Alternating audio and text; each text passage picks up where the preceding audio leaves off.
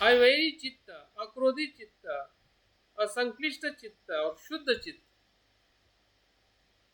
मतलब चित्त को 4 स्वरूपों में बताया है। जो मैत्री का चित्त होता है उसमें वैर नहीं होता है, इसलिए उसको अवैरी चित्त कहते हैं।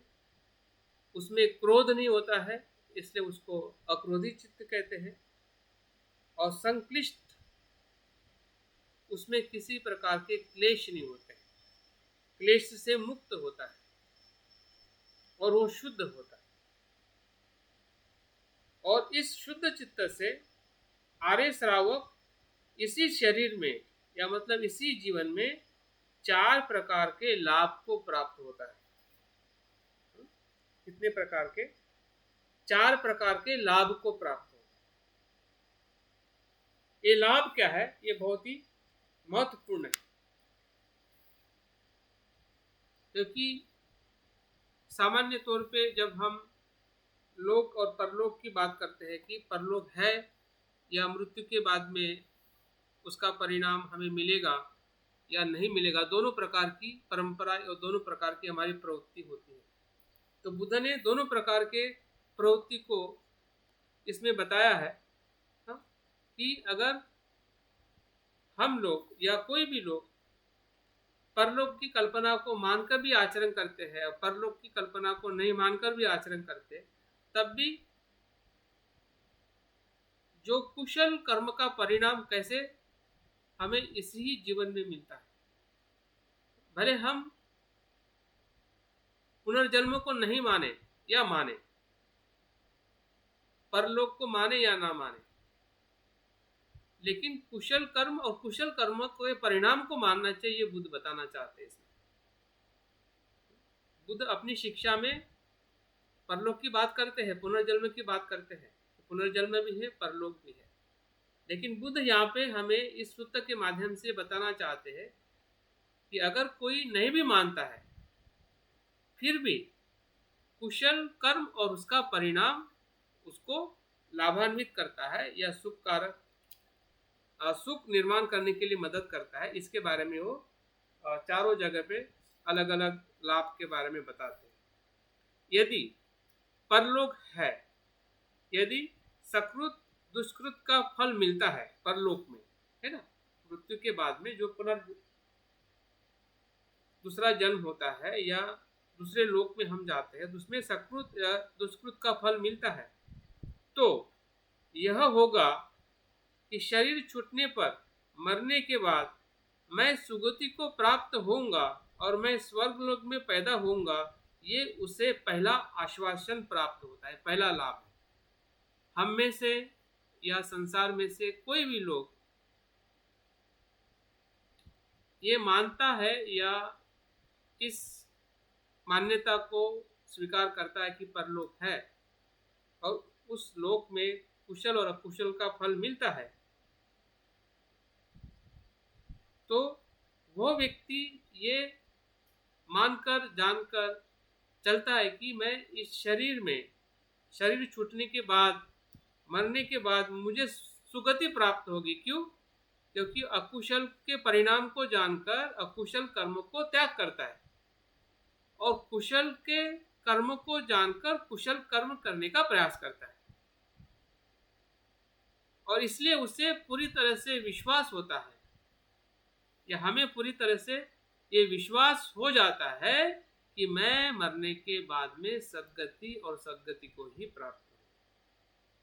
हम कहते हैं ना कि अगर आपने 100 में से 100 सवाल अगर आपने सही टिक किए हैं तो आपको 100 मार्क मिलना पूरी तरह से निश्चित है, क्योंकि आपने टिक करके आए और आप पूरी तरह से कॉन्फिडेंट हो।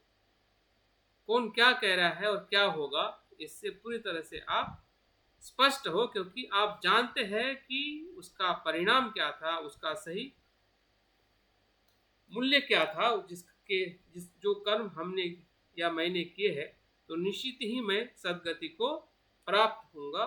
और मेरा पुनर्जन्म जहाँ पे भी होगा वो सुखद और कल्याणकारी। ये पूरा जो कॉन्फिडेंस जो बुद्ध बताते हैं, इसलिए नहीं बताते हैं कि कोई इस प्रकार का लोग की परिकल्पना लेके हमें आचरण करना है, बल्कि आचरण तो आपको स्वयं के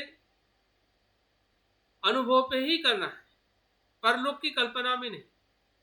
अभी परलोक है और नहीं है ये आप और मैं नहीं जानते, लेकिन बुद्ध जानते हैं। जैसे कि कोई वैज्ञानिक ये जानता है कि ब्रह्मांड कैसे उत्पन्न हुआ है, आप और हम नहीं जानते हैं। हम सिर्फ जानकारी में जानते हैं, क्योंकि उसने तो अभ्यास किया है।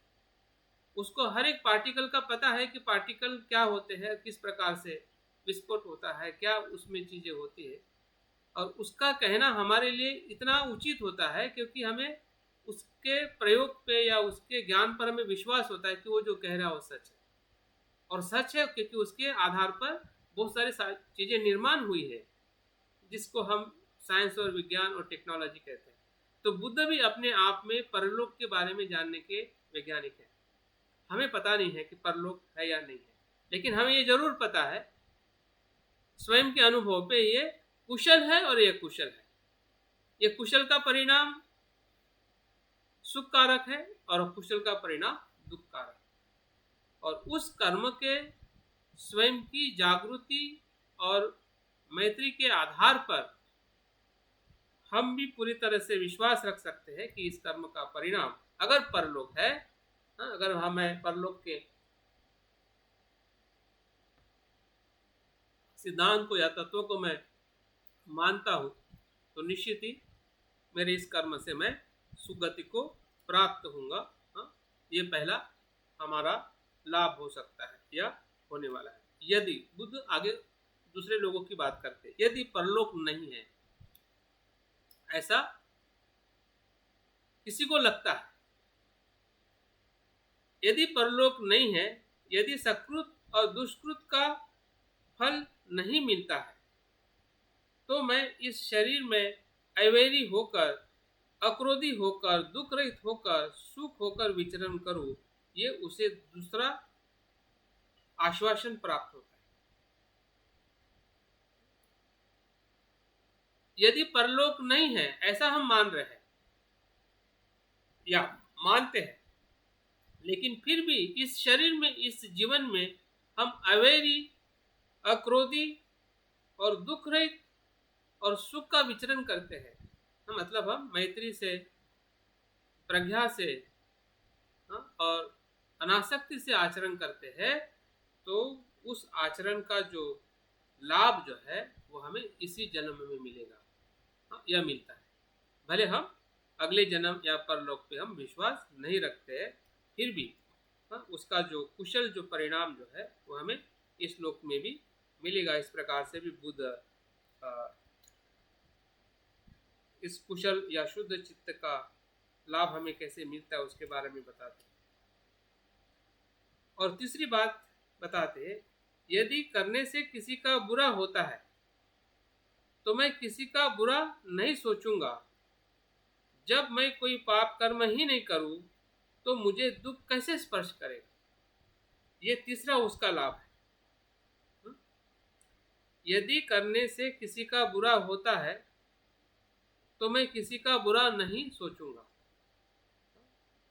तो ये अकुशल कर्म के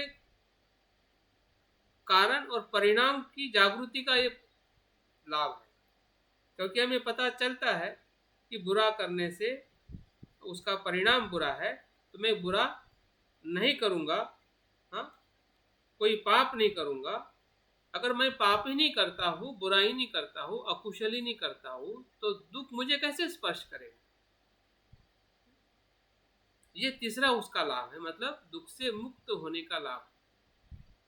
पहला परलोक का लाभ है, दूसरा इस लोक का लाभ है, और तीसरा दुख से मुक्त होने का लाभ है जब हम कुशल चित्त से या शुद्ध चित्त का विकास करते हैं। और चौथा बुद्ध कहते हैं, यदि करने से किसी का बुरा नहीं होता है तो मैं अपने दोनों दृष्टियों से विशुद्ध पाता हूँ। यह उसका चौथा आश्वासन है। यहाँ पे दो दृष्टि कौन सी, कि शाश्वत और उच्छेदवादी दोनों दृष्टियाँ जो है, आत्मावादी दृष्टि या सत्काय दृष्टि, इन दोनों दृष्टियों से मैं विशुद्ध पाता हूँ। और ये विशुद्धि जो है ये उसका चौथा और महत्वपूर्ण लाभ है। मतलब पूरी तरह से वो संसार से मुक्त हो जाता है। और इस प्रकार से हे कालामो, ये अवैरी चित्त, अक्रोधी चित्त, असंक्लिष्ट चित्त, शुद्ध चित्त आर्य श्रावक को इसी शरीर में 4 प्रकार के आश्वासन प्राप्त हो जाते हैं। तो इस प्रकार से बुद्ध जो है अपनी बातों को कालामों को जिस प्रकार से बता रहे हैं, और बताते बताते वही सवाल उनके सामने खड़ा करते हैं कि क्या ये जो बातें हैं लाभ है, हाँ? क्या ये लाभ लेने वाला जो धर्म है, उस धर्म को हमने स्वीकारना चाहिए, उस आचरण को स्वीकारना चाहिए, उस बातों को स्वीकारना चाहिए। अगर ये लाभ हमें किसी आचरण से, किसी धर्म से, किसी गुरु से, किसी परंपरा से, किसी धर्म ग्रंथ से, या किसी भी जो आजकल का जो सोशल मीडिया है उसके माध्यम से अगर हमें ये सुख लाभ नहीं मिल रहा है, तो वो कितना भी अच्छा हो, कितना भी बाबा साहब के नाम पे कहने वाले हो, बुद्ध के नाम पे कहने वाले हो, या ऐसे जो भी हमारे मित्र है ऐसा कुछ भी कहने वाले हो, तो समझना चाहिए कि वो अकुशल है, वो त्याग करने वाला धर्म है, वो हानिकारक धर्म है, उसका हमने स्वीकार नहीं करना चाहिए। और अंतिम ये सब सुनने के बाद कालामुन कहते हैं कि भगवान ये सुंदर है, हम भगवान की धर्म की शरण, भिक्षु की संघ की शरण ग्रहण करते हैं। बनते भगवान, आज से प्राण रहने तक आप हमारे शरणगत उपासक जाने, उपासक के स्वरूप में आप स्वीकार करें। हाँ, मरने के आखिरी क्षण तक, आज से मरने के अंतिम क्षण तक मैं बुद्ध धम्म संघ को शरण जाता हूँ। इस प्रकार से काला बुद्ध को वंदन करके, संघ को वंदन करके वहाँ से अपने बस्ती में जाते हैं। तो इस प्रकार से ये पूरी जो घटना है ये हमारे जीवन की रोज की घटना है, क्योंकि हम रोज कुछ न कुछ धर्म का अलग अलग स्रोतों से, अलग अलग माध्यम से हम अध्ययन कर रहे हैं या समझने का, जानने का प्रयास कर रहे हैं। लेकिन वो कुशल है या अकुशल है, कुशल का परिणाम क्या, कुशल का परिणाम क्या है, और जो कुशल चित्त में या मैत्री चित्त से जो मिलने वाले हमें लाभ है, फिर वो परलोक में हो, इस लोक में हो, या दुख से मुक्त होने के लिए हो, या विमुक्त होने के लिए हो, तो इस प्रकार से अगर हम स्वयं का अगर परीक्षण करते हैं तो निश्चित है स्वयं के लिए और सभी लोगों के हित और कल्याण के लिए ये शिक्षा जो है किस प्रकार से उपयोगी है कि हम अपनी स्वतंत्रता को महसूस करते हुए औरों को भी कैसे हम स्वतंत्रता का एहसास दिलाए।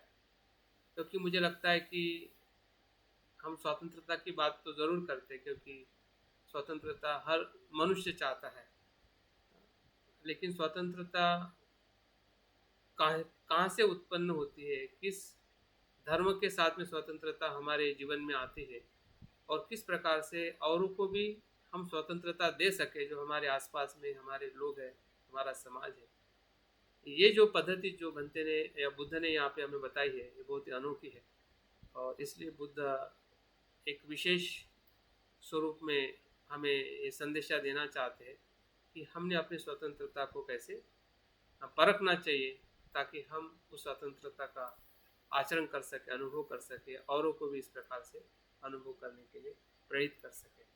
तो मुझे लगता है कि समय भी हो गया है, और हमारा सुत्त का जो उद्देश्य था या सुत्त का जो अभ्यास था, इस पूरे पिछले कुछ सप्ताह से हम इस विषय पर अभ्यास कर रहे थे। तो आप लोगों ने बहुत ही अच्छी तरह से सुना, समझा, और कुछ मित्र हमारे नए भी जुड़े हैं, है तो पुराने लेकिन पहली बार जुड़े हैं। उदयवीर सिंह जी हमारे थापखेड़ा के, और बाकी भी बहुत सारे मित्र जुड़े हैं, उनका मैं बहुत बहुत तहे दिल से स्वागत करता हूँ। ऐसे ही जुड़ते रहिए, क्योंकि धम्म जोड़ने के लिए हमें मदद करता है अपने मित्रों से, अपने लोगों से, लेकिन साथ साथ में हमें सत्य का भी दर्शन कराता है। सत्य से जुड़ने के लिए हमें मदद करता है कि हम हमारे भीतर सत्य क्या है, हमारे भीतर जो कुशल धर्म है, मैत्री है, शुद्धता है, उसका अनुभव करने के लिए हमें धम्म अभ्यास और धम्म के साथ में रहने की जरूरत है। तो बहुत बहुत धन्यवाद, साधुवाद। मैं अपनी बात को यहाँ पे पूर्ण करता हूँ। जय भीम, नमो बुद्धाय। सर जी को नमस्कार। जय भीम। उदय भी।